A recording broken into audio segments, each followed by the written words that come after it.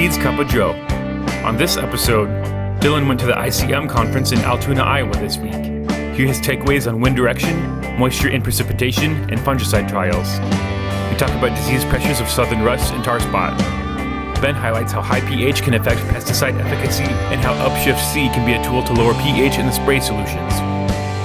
Hi, this is Joe Merschman. Welcome to Merschman Seeds Cup of Joe. Today we have Ben, Dylan, and Lynn, and I think it sounds like Dylan's going to start today. Yeah, so this week we had ICM Conference in Altoona this week, put on by Iowa State. I just wanted to talk about one of the topics Allison Robertson talked about from Iowa State, and I think it turned into a pretty good southern rust, kind of the whys we got it, and then it turned into a pretty good fungicide trial. To see how southern rust was handled throughout the growing season. So first, she really talked about the wind patterns that we got this past year. We knew we had some pretty windy days, and it was all coming from the south. But then she showed a kind of a plot graph from the wind, and this is pulled one from Fort Madison Airport, so it's local to West Point. The Fort Madison Airport. Yeah, yep, the big International. airport. Yeah, International. Yep. So then on this graph, it just shows kind of the direction of where all the winds were coming from. So then the darker the colors, we'll put it up, the darker the colors, the higher the wind gusts were for those growing seasons. And from this map is our growing season. So from April to October, so hopefully the corn is done by then. So there's a lot of yellow and some deep reds in this graph. So 10 to 15 mile an hour winds, we had a lot of those, and that coming from the south and kind of the southeast. So that's where we know that it's coming from being blown up. And then we only had 3% out of that 7-8 month time period that we were below 2 mile an hour winds. So we had a lot of wind. It was an average of 7.4 throughout the whole growing season. So it doesn't sound like a lot, but we had a lot of those days where we were in the 10 to 14.9% kind of wind. So we know the reasoning behind that. We can kind of see that with a good colorful graph, and Alex can put that up. Then the next thing she kind of touched on was the amount of moisture that we got, and it stayed hot and warm, overnight. So that was another thing. When those pustules, they just keep expanding because we only have they say about a 6 to 12 day latent period. But that the plant was infected by it, then we're gonna see it because we need 77 to 88 degree weather constantly, and we got that this year. It seemed like from May on it was hot, and then we need greater than 6 hours of wetness. So, and then that's when she brought in a moisture graph from July 1st to August 30th. So the main time frame of when we kind of got a big slug of that rain, and she compared it for a few years. And from July 1st to August 30th, so 2 months, we got 15.3% is the average state rainfall in Iowa. And it came over, over 60 days, but then we only had 19 days out of that 60 where we didn't get some sort of measurable rainfall. So we had 40 plus days we were wet. So it was just a breeding ground for that southern rust when we had those winds and that high moisture. And then comparing it back to like 2025 compared to 2021, we had 12 days of half an inch or more of precipitation, and compared to 3 in 2021. So there's a big spread in there where it just kept breeding and expanding out, and that's why we saw that it really take off this year. And then the last thing she talked about, she was able to do a pretty good fungicide trial at all of the research farms that Iowa State operates in the state of Iowa, and they saw a really good response from R1 and R3. And we kind of talked about that too. We saw that first pass at Tassel that's where you try and get everything settled, and then we come back. But she saw the most results from a generic twice, Cover XL, both applications, and it came out to the best ROI and the best observations that they take at all of those locations compared to our Veltimas, Delaro, all the name brand product. So just something to keep in mind. She got a $73 ROI on the Cover XL 2-pass system. That was with application included in that already. So they saw a very good response to those generics. And most of the time, it seems like with Southern Rust, it's very easy to, to control compared to like our tar spot that we're going to get every single year. So. Yeah, azoxystrobin is very, very effective, and Cover XL would be like Cover XL would be like Quilt XL, which would be like azoxystrobin propiconazole. Yep. So, and then they saw that an R5, they split it out from pre-tassel, tassel, all the way up to R5, and R5 was definitely the worst application. So hopefully they, that's just a study research. So hopefully guys didn't wait that long, but they saw a response, but just they lost too much top end off the top. So they did a use rate on that Cover XL too, right? They did like a 7.5 ounce versus a 10 ounce. 10.5, yeah. 10.5, yep. Which is the full rate. What did that turn out like? Yep. So it seemed like in everything that she saw or did, the 10.5 worked better than the lower rate, and she didn't really give a reasoning why. She just kind of had it up in her graphs, but it seemed like every trial it was consistent across the board that the higher use rates worked. Even the high use rate at at tassel at 10.5, and then again at R3 was still the best bang for your buck, just because Southern Rust just was exploding. So. Yeah, that would be my guess, is that the incident of the disease was so prevalent that higher rate probably really had a good effect, because we were fighting such a high disease pressure. And it's not like the name brands did bad either. Just from an ROI standpoint, when cover is $5-6 an acre compared to your 20s, that's just the better ROI that they're looking at, just to give that data for guys to look at.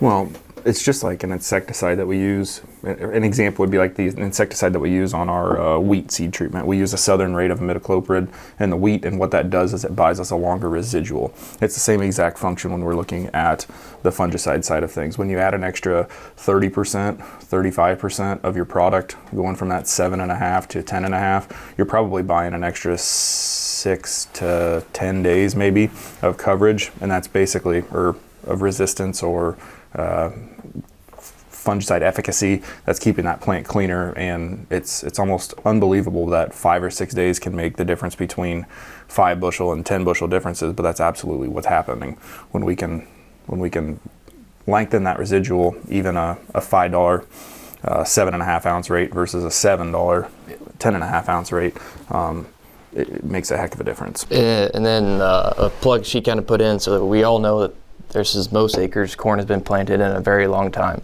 But this was also the year that the least amount of acres were sprayed in the southern half of our growing footprint, like down south. So that could be a good why everything was being pushed up, because guys weren't spraying because of the economics they didn't think were there, and it just kept getting worse because they fight it every year, it seems like. But just depending on those hurricane winds and whatever we get up this direction, so that's something to keep in mind. Yeah, because I think does the crop protection network, do they do maps on Southern Rust as well? Someone does a map. Yep, Allison is actually in charge of the Southern Rust map. So when you go in and say that you've got it, she's the one that receives all that information across the United States. So I feel like this year, and it could be, and I'll fully admit, didn't pay attention to it as closely as what we would, because you usually we'll hear in our positions grumblings of some activity in Arkansas and whatnot, but there was really nothing, and then all of a sudden, Walk-On Iowa is where we're hearing Southern Rust, and you're sitting there like, what just happened? Because Arkansas really didn't feel like they were complaining or the incident, so it's definitely something that we have to look at, but there is the variability that Mother Nature always wins. Yep. Lynn, I'm going to correct you a little bit on this one. We did talk about it on Cup of Joe, the first episode in July, about rust, the potential for rust. It wasn't confirmed. I mean, we just knew that it was starting to show up. We were seeing bits and pieces of both tar spot and rust. And so we're one of the first to say, hey, be prepared. And, we didn't know it was going to be this bad. And we didn't know that it was going to be so detrimental to the roots and the stalks, particularly for later harvested corn. And again, we did talk about that too, and we also said, because of this, it's gonna cause problems for standability. So, I think we did a pretty good job at least alerting folks of these things, and that's what we're trying to do here. And but yeah, it exploded overnight and got way worse than what we thought. So I'll give you that. That's 100% accurate. But we did talk about it, but we just didn't know how bad it was going to get. And we did sound the alarm to look out. And so hopefully those that watch Cup of Joe paid attention to what we say. I know that we're not always right, but if we were a Major League Baseball player, we'd be getting paid some big money for our batting percentage.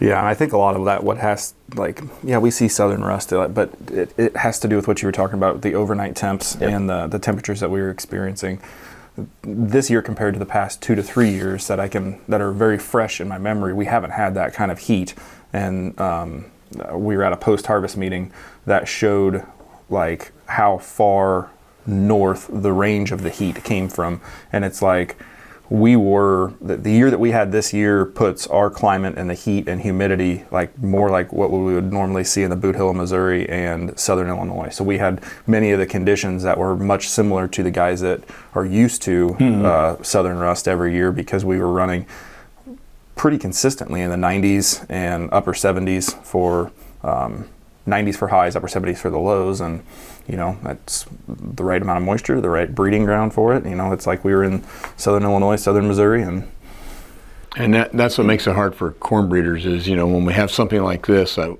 basically is, we've not ever seen in the upper Midwest, makes it hard to evaluate roots and stocks, because, obviously the highest yielding hybrids are the ones that we want, and that's what we choose. But when we get this catastrophic event from moisture, humidity, temperature, we go back and we're going to gain a lot of good information.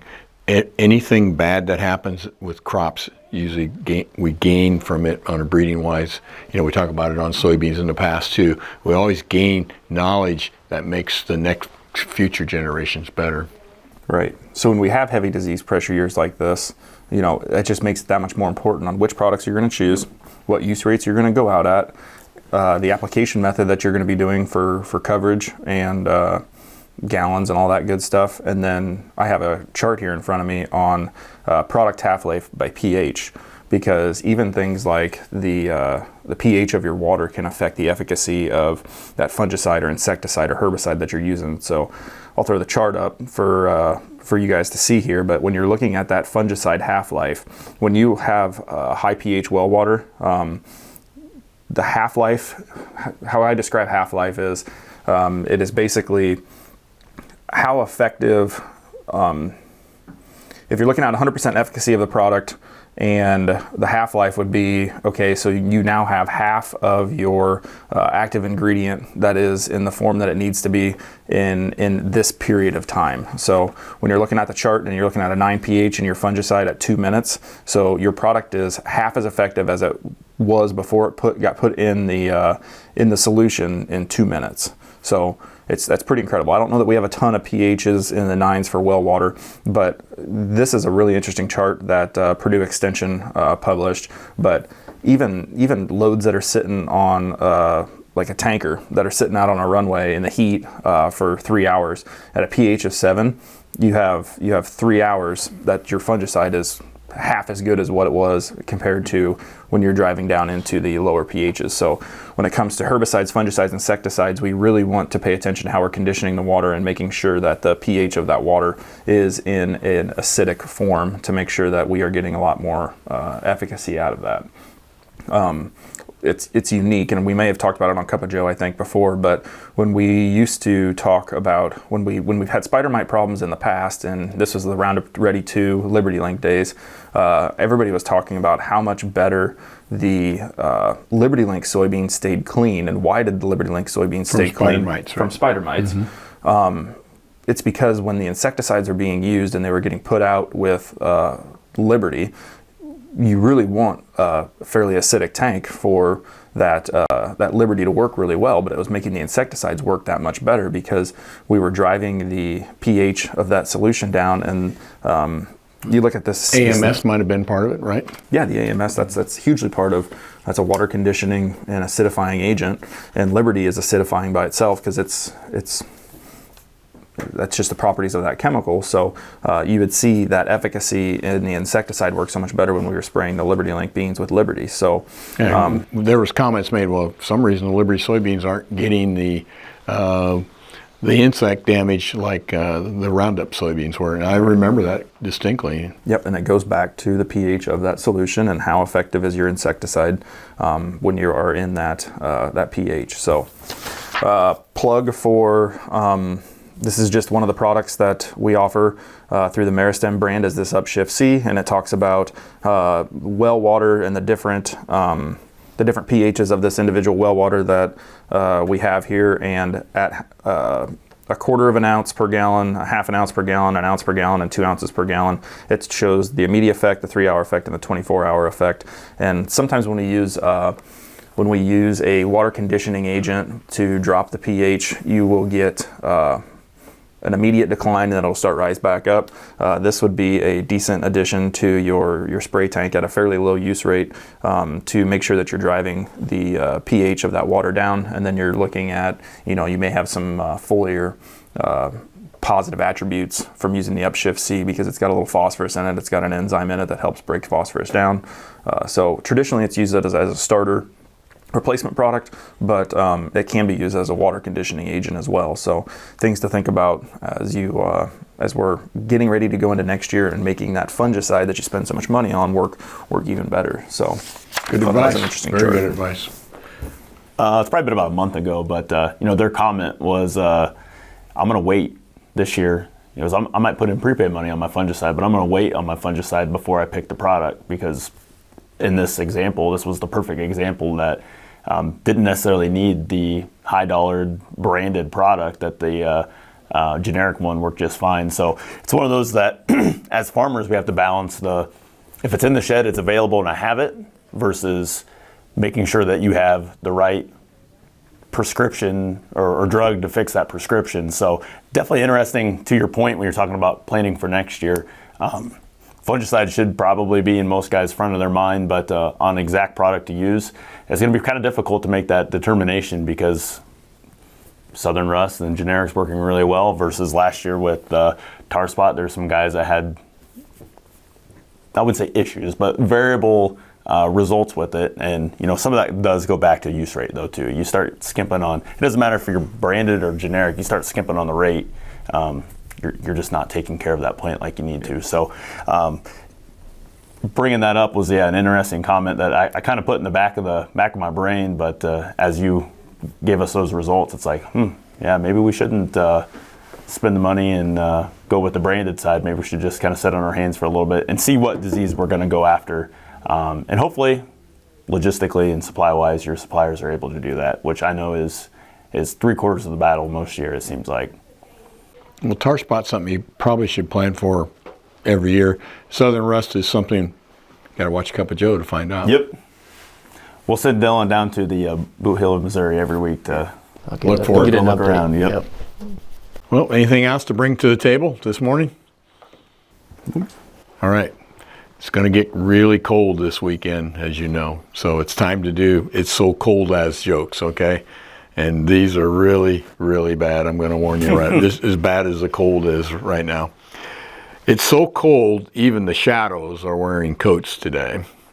It's so cold, I saw a snowflake shivering. It's so cold, I considered moving into the oven. It's so cold, even my texts have goosebumps. And lastly, it's so cold, I had to relax into a snowdrift. That's the best I can do. Sorry, guys. Anyhow, thanks for watching today. We hope your family is safe and healthy, and we'll see you next week. Take care.